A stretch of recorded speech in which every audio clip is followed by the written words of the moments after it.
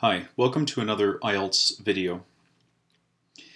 In this video, we are going to look at a general task 2 example question and model response that involves analyzing the advantages and disadvantages of a topic. If you find this video helpful, visit my blog at IELTS.com and join us at the forum IELTSnetwork.com.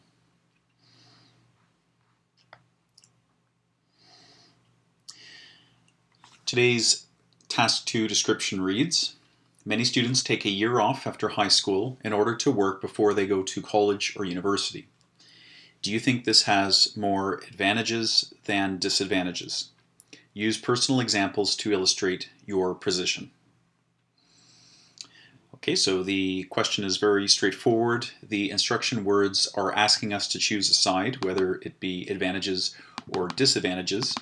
And of course, you could take the middle ground. I always advise candidates not to do this because the wording patterns that are required are a little bit more complicated, and it just increases the chance of minor grammatical issues, which could lead to the loss of a few marks towards your final band. We're being told to use personal examples, so we'll have to be sure to do that.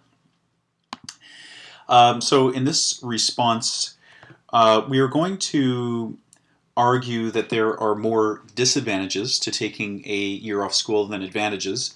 To give a balanced response, we might want to offer a bit of concession towards the advantages side through the essay, which you will see in this model.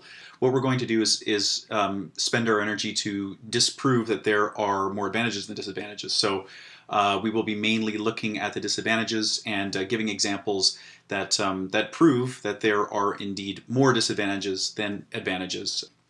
So you will notice that this model essay is following a straightforward argument essay structure. The completion of high school marks a threshold into adulthood for many people. Graduates are increasingly choosing to use this transition period to take a year off work before continuing their studies at university. So you can see us introducing the topic of the essay and narrowing it to the specific area that we will be looking at. But as you can see, so far, no opinion has been shared. Although this decision may be motivated by unavoidable financial needs, it is argued that breaking from education carries with it more disadvantages than advantages. So the first part of the sentence offers a little bit of concession because there may be certain situations where students take a break, or they need to take a break because they don't have the funds to go to university. But aside from that, we're arguing that that there are more disadvantages than advantages to taking this break from your studies.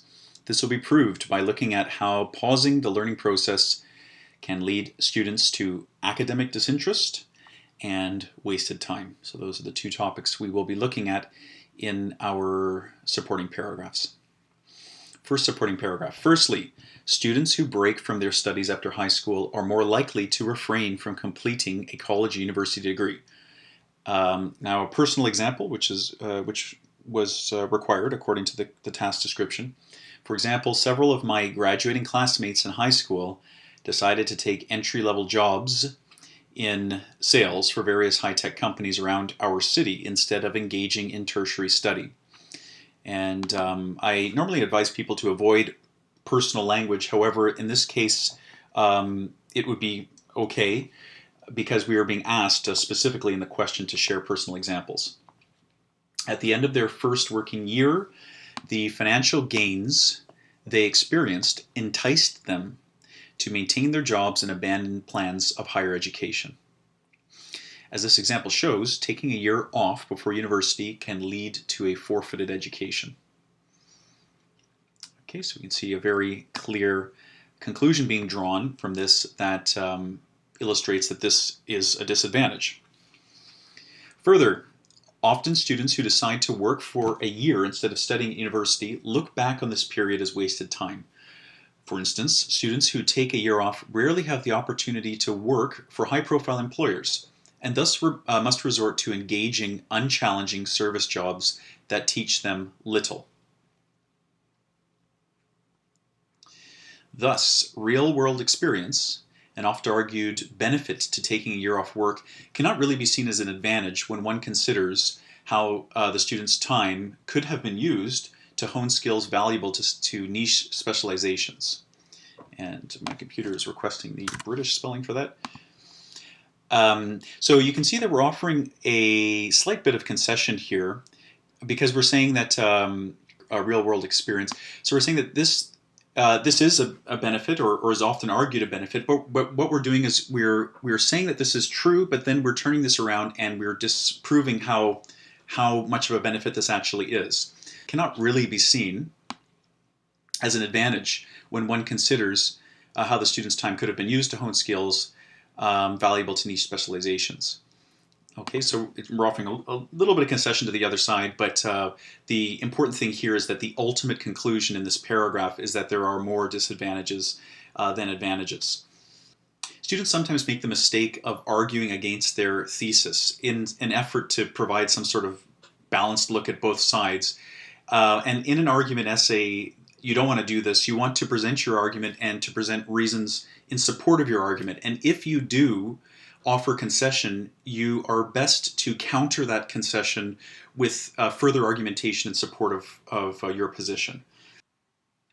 This is yet another example of how the disadvantages that come from, I was typing too quickly here, come from taking a year off school outweigh the advantages. After analyzing, again, I keep typing this in Canadian English and my computer wants British. The above points, it has been proved that pausing formal education after high school brings about more disadvantages than advantages.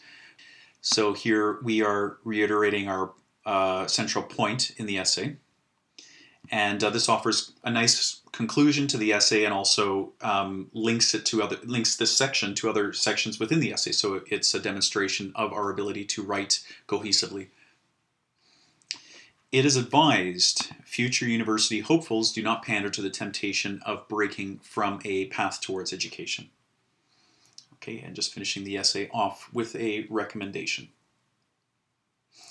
So as you can see, advantage and disadvantage questions can be very, very straightforward, but you have to be careful about what the instruction words are. So in this case, we were asked, do you think this has more advantages than disadvantages? But you could be faced with a circumstance where the instruction words ask you to discuss the advantages and disadvantages and come to a reasoned conclusion.